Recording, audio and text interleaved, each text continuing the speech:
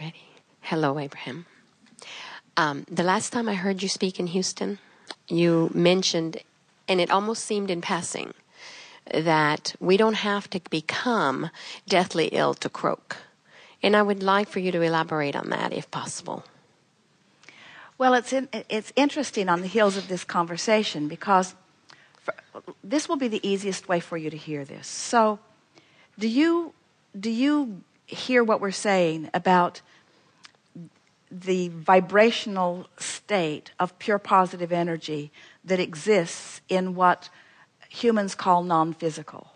In other words, that heavenly non-physical place where non-physical, or that which man calls God, dwells, that pure positive energy place. Can you hear it or feel it when we say that it's a place of non-resistance? It's a place of liquid love. It's a place of well-being.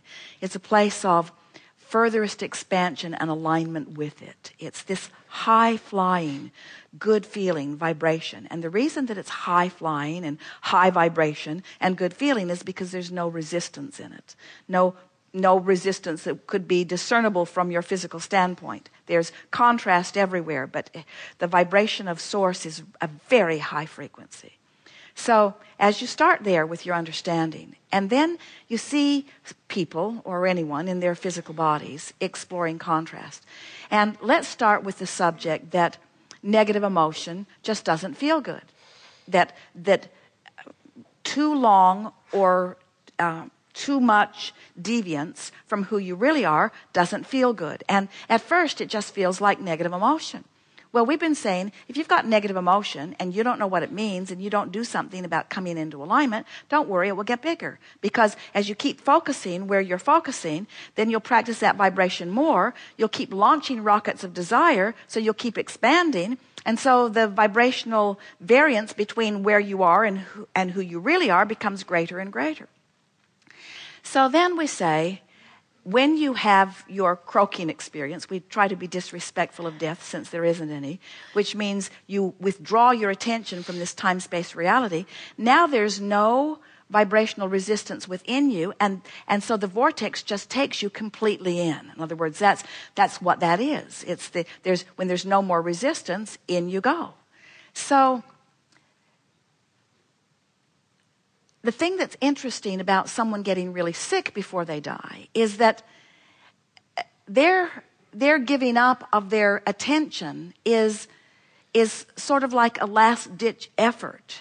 It's like they're releasing it because they're finally, in other words, when we say you don't have, as we've been talking about resistance in relationship to non-physical for some time, this has been a question that's been formulated, and you're pinpointed here in a very powerful way, because that makes it sound like the more resistant you get, then the further from source you are, and the further from source you are, then finally you croak and source takes you in, and that actually that just prolongs it. In other words, people who are in perfect alignment with source would be much more likely to go into the vortex. But here's the distinction that did that scare you? Here's the distinction that we want to make with you.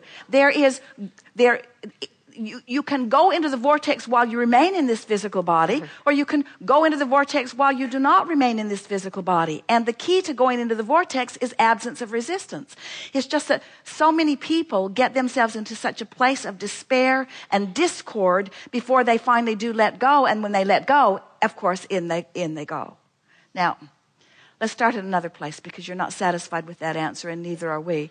We want you to really feel what we're talking about here. So let's start again. So here's this pure positive energy. And here is someone physically focused who holds no resistance. Well, if they hold no resistance, look at the majority of the animals. Look at all the babies and children, the little ones who hold very little resistance. Right. If the absence of resistance means you'd immediately have your death experience, then you'd have it the moment you were born. Out in. You see. So the absence of resistance and the subsequent alignment with source energy is the greatest expression of life that there is. And you've come forth into this physical body to express this life, you see. So as long as you're exploring variety and managing your out of the vortex and in the vortex and out of the vortex and into the vortex, it's the balance of that, the perfect balance of coming into this body just like you planned and exploring the contrast just like you planned and having the contrast inspire you to desires just like you planned and not getting too resistant, too far apart from your desires. That's the perfect and robust way to live physical life experience, you see. A woman said to us one day, Abraham, it's not fair. I have this bad diagnosis and this bad diagnosis and this one, and I'm a pretty positive person, and my friend over here is negative as she can be, and she's healthy as a horse.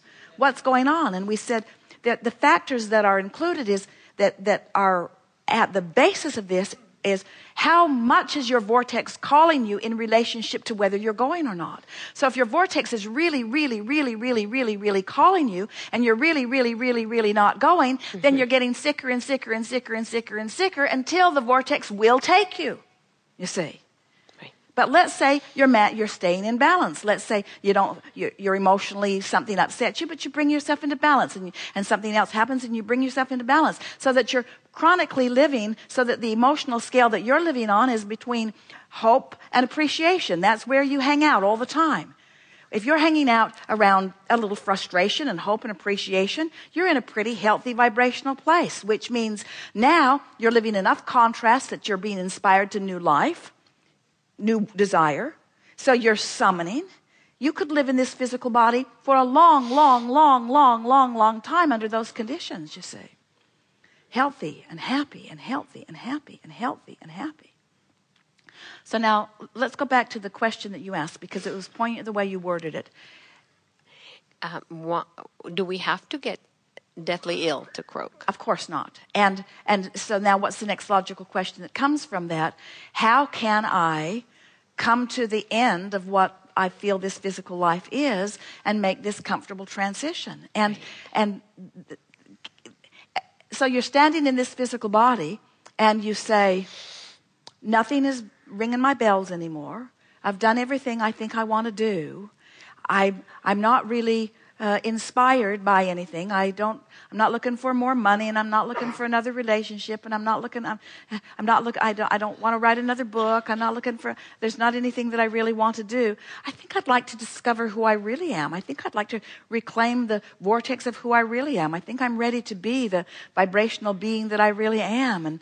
And as you set that intention into the vortex, you go. There are a lot of people, in fact, more people than not, who just go to sleep and off they go because they're not struggling against anything, you see. So where are you with this? Are you feeling some clarity about it? What we really want to say to you is you have the capacity to live in this physical body, feeling good and being really, really well, as long as there are things that keep stirring you to new expansion and you're keeping up with it pretty good. The things that go wrong is if it's stirring up expansion and you're not going, or there's not enough variety that's causing any calling, you see. So as long as your life is calling and you're tending to the gap, so to speak, you can live a very wonderful, robust life, which is exactly what you intended to do. That was good. Don't you think that was good? Yes, wonderful. Thank you. Thank you.